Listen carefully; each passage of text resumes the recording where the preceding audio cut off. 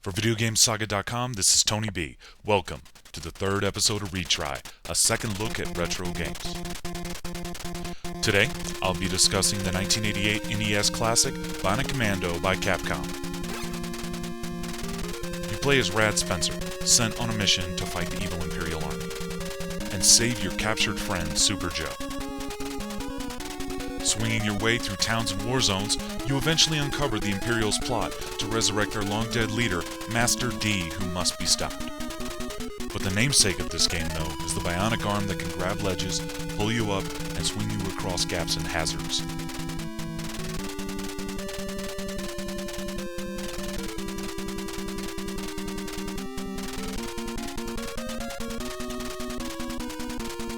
In Bionic Commando, you earn multiple weapons and equipment that can be selected before entering any level. This gives the player some strategy options. As a side note, let me just say this. The rocket launcher, hands down best weapon of the game. Get it as soon as you can and use it for every boss fight. Even when you're not at your best, the rocket launcher will do the job.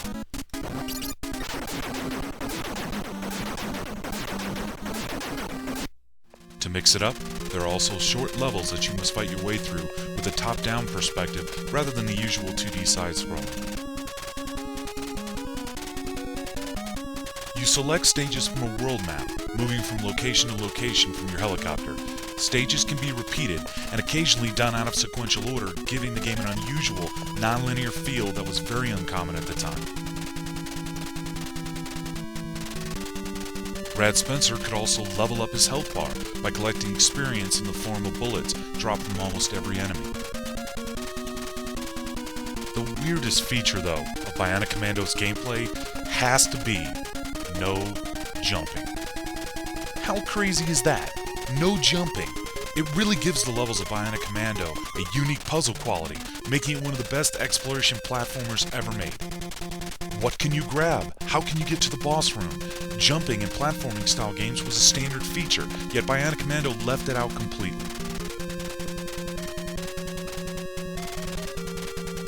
To give you an idea of the lasting impact that this had, OneUp.com interviewed Capcom producer Ben Judd, and he explained that they even considered leaving jumping out of the 2009 Bionic Commando sequel.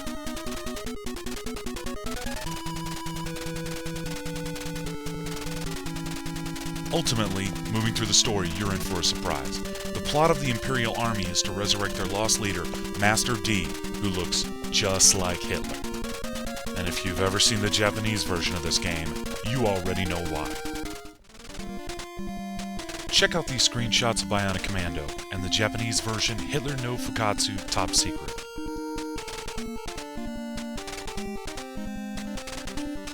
Almost all the references to Nazi villains were removed from the game when it was localized for release outside of Japan. The plot remained the same though: rescue Super Joe, fight the evil Imperial Army, and ultimately stop Master D from rising back to power.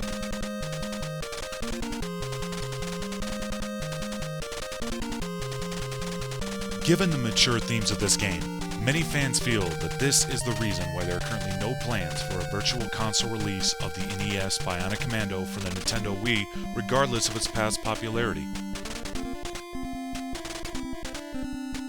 In addition to content changes, the levels in the American release were revamped as well to be much easier than the Japanese version.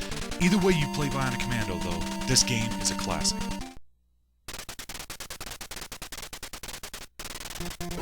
Thanks for listening. For VideoGameSaga.com, this is Tony B, and I'm out.